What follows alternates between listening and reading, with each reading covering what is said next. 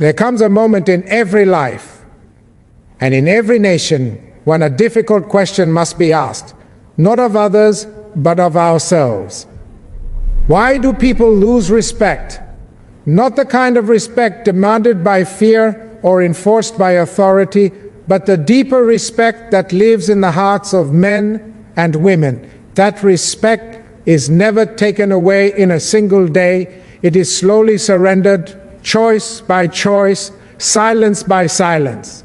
Respect is not something that can be demanded, inherited, or enforced by authority. It is something earned quietly, patiently, and often invisibly through the choices we make when no one is watching. The moment integrity is compromised, respect does not vanish loudly, it fades silently. It slips away, not because people are cruel, but because truth has been neglected. Integrity is the courage to remain honest when dishonesty would be easier.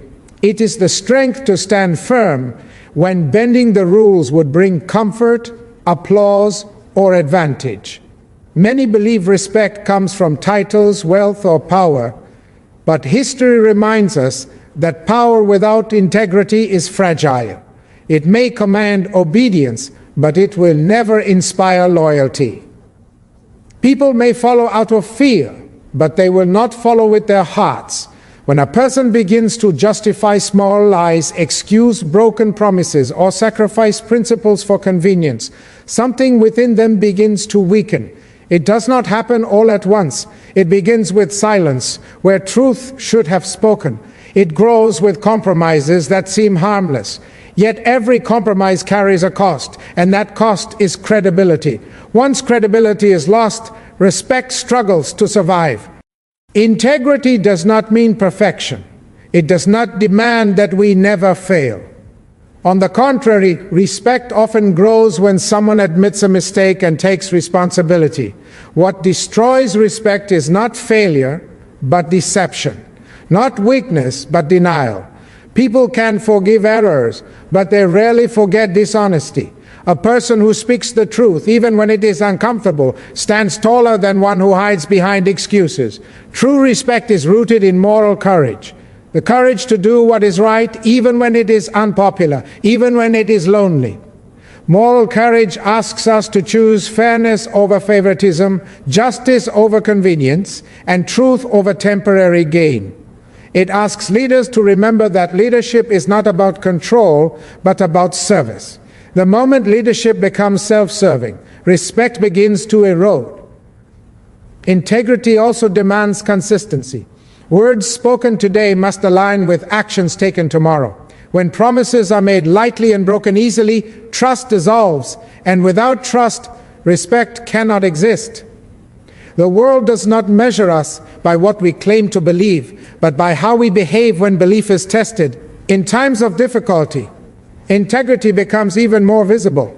It shines brightest in moments of pressure, temptation, and fear. When someone chooses honesty over advantage, dignity over profit, and principle over popularity, they send a powerful message that character still matters, and where character lives, respect follows. Respect may be lost when integrity is compromised, but it can be restored when integrity is reclaimed.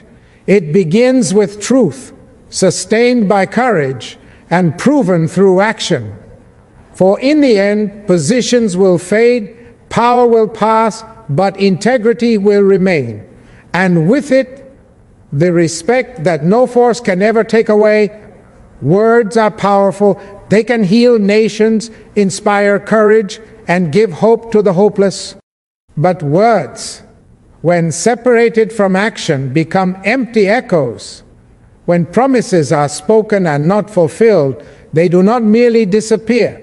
They weaken trust, and with trust, respect begins to crumble. A society, a leader, or an individual is not judged by the beauty of their speech, but by the truth of their conduct. Too often, people are impressed by strong declarations and grand commitments. They applaud what is said, believing change has already begun. But time is the great revealer. It asks a simple question: where are the actions? When words are repeated without results, they lose their meaning. When commitments are announced without effort, they lose their weight. And when leaders speak of sacrifice while avoiding it themselves, they lose moral authority. Credibility is built slowly, through consistency. It is built when actions follow words, even when it is difficult, costly, or inconvenient. Anyone can promise justice, equality, or change in moments of comfort. True character is revealed when those promises are honored in moments of pressure. The people do not expect perfection, but they do expect sincerity. They do not demand miracles, but they demand honesty. Broken promises are not just failures of planning, they are failures of responsibility. Each unfulfilled word creates doubt. Each repeated excuse creates distance.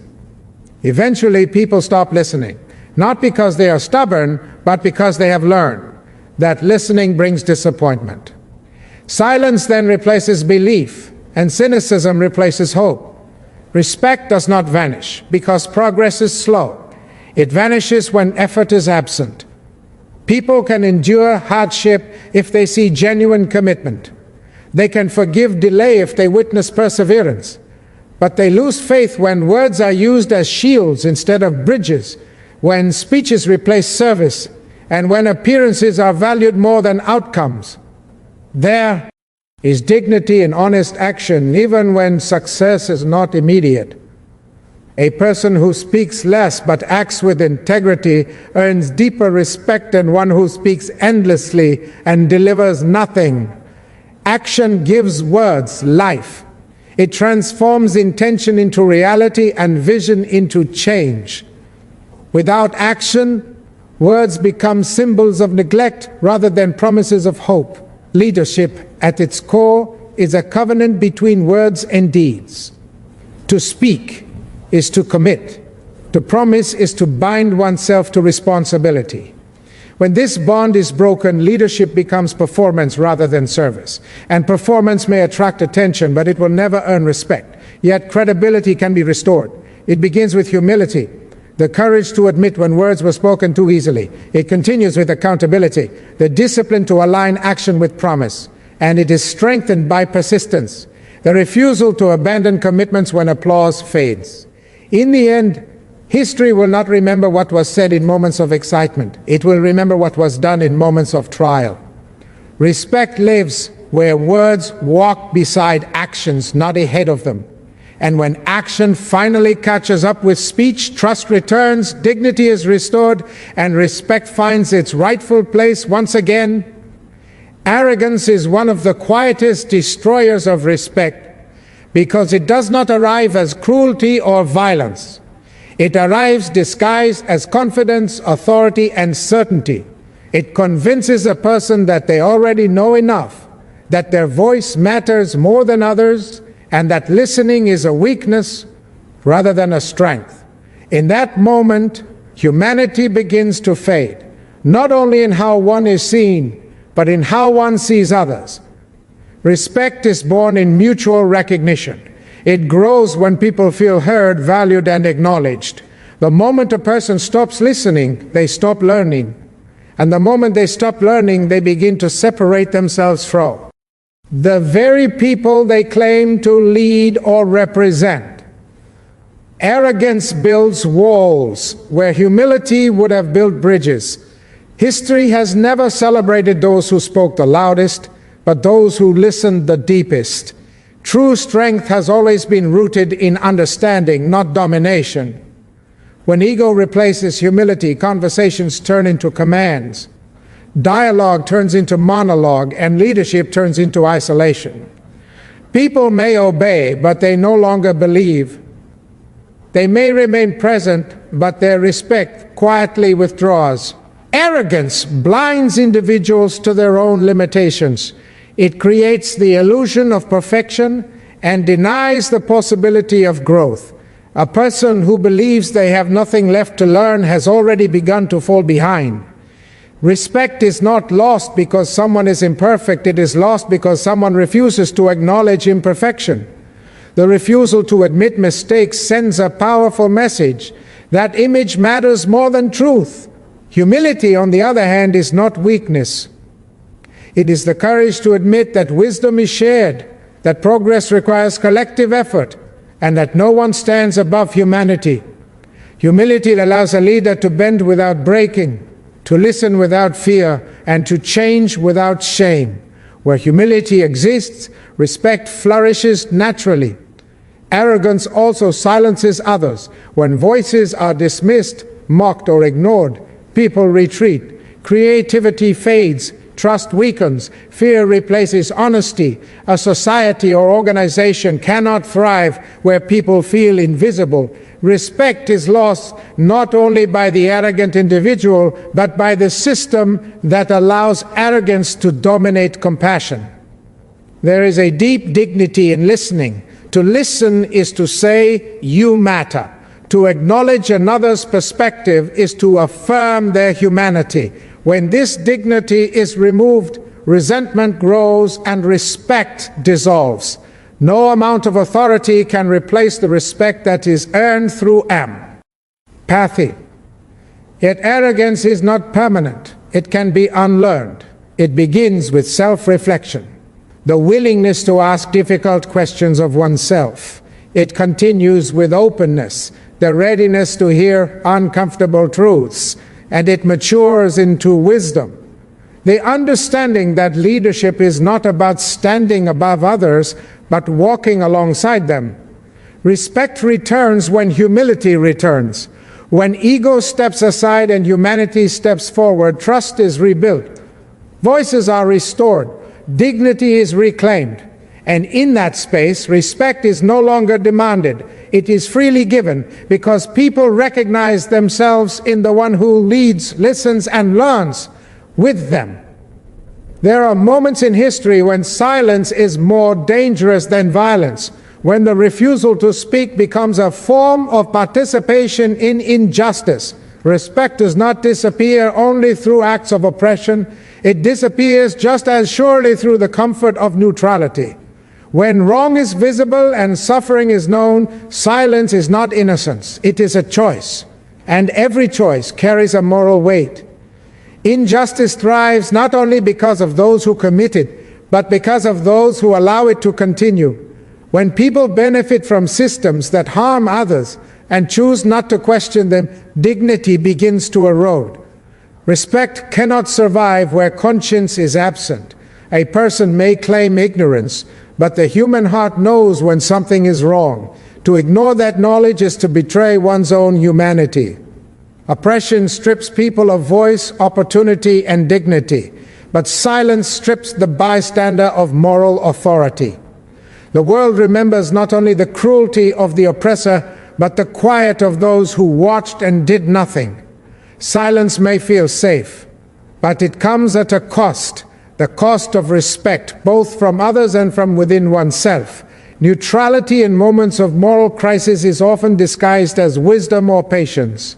Yet there are times when patience becomes permission and caution becomes complicity. Justice has never been achieved by waiting for the right moment while people suffer in the present. Respect is earned by those who stand when standing is difficult, who speak when speaking is risky, and who act when action demands sacrifice. It is easy to speak of justice when it costs nothing. True character is revealed when defending what is right demands courage, when voices tremble, when opposition is strong, when consequences are real. Those are the moments that define dignity. Respect is not granted to those who protect their comfort at the expense of others' freedom. Silence also wounds the oppressed. It tells them their pain is unseen, their struggle unimportant, their humanity negotiable. Nothing deepens suffering more than being ignored. To remain silent while others are dehumanized is to accept a world where dignity is selective. And in such a world, no one's respect is secure. Yet this message is not meant to condemn, it is meant to awaken.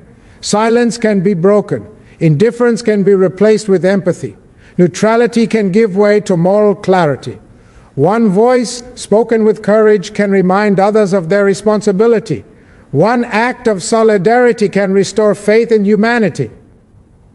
Respect returns when people choose conscience over comfort, when they refuse to benefit from injustice, when they stand beside the suffering rather than above them. History does not ask whether it was easy to speak, it asks whether it was right. In the end, respect is not lost because the world is imperfect. It is lost when people accept that imperfection as normal. Dignity is preserved not by power, but by principle. And when silence finally gives way to truth, respect is no longer something we seek. It is something we become worthy of once again. Respect is never born from self-importance. It is born from service. The moment of PE. Our son forgets this truth. The distance between authority and dignity begins to grow. Leadership was never meant to be a ladder climbed for personal gain, but a burden carried for the benefit of others. When service is forgotten and self-interest takes its place, respect does not disappear suddenly. It slowly walks away. Those who are entrusted with responsibility are not elevated above the people, they are placed among them. Their purpose is not to be served, but to serve. When leaders begin to see their position as a reward rather than a responsibility, they lose sight of why they were trusted in the first place. Power then becomes possession, not duty. And where power is owned instead of shared, respect cannot survive. Self-interest narrows vision. It teaches a person to ask, "What do I gain?" instead of, "Who do I serve?" Decisions are no longer guided by fairness but by advantage. The needs of the many are sacrificed for the comfort of the few. In such moments, leadership loses its soul. People may still comply, but they no longer believe. Obedience may remain, but respect is gone. True respect grows when people feel protected, represented, and valued. It grows when sacrifices are shared, not shifted onto the powerless. A leader who enjoys privilege while demanding endurance from others sends a clear message that lives are unequal and dignity is conditional. That message is never forgotten. Service requires humility. It requires listening to those without voice, standing with those without power, and acting for those without access. It demands empathy over ego and responsibility over recognition. Service is not always visible, and it is rarely applauded, but it is always felt. And where people feel genuinely served, respect takes deep root. History does not honor those who use their positions to enrich themselves while their people suffered. It remembers those who placed the needs of others above their own comfort. The greatness of a leader is not measured by what they accumulated, but by what they were willing to give up. Sacrifice, not self-interest, is the language of respect. When leadership becomes transactional, when loyalty is bought, favors are traded, and service is selective, trust collapses. People see through performance. They recognize when promises are made for applause rather than action. And once people believe they are being used rather than served, respect cannot be repaired with words alone. Yet respect can be restored. It returns when leaders realign themselves with purpose, when they step back from privilege and step closer to the people, when decisions reflect compassion, fairness, and long-term responsibility rather than short-term gain. Service, once rediscovered, has the power to heal broken trust. In the end, leadership is not about how many serve you, but how many you uplift. Respect is not inherited with position, it is earned through service. And when self-interest gives way to responsibility, dignity returns, not as a demand, but as a gift freely given by those who feel seen, heard, and served.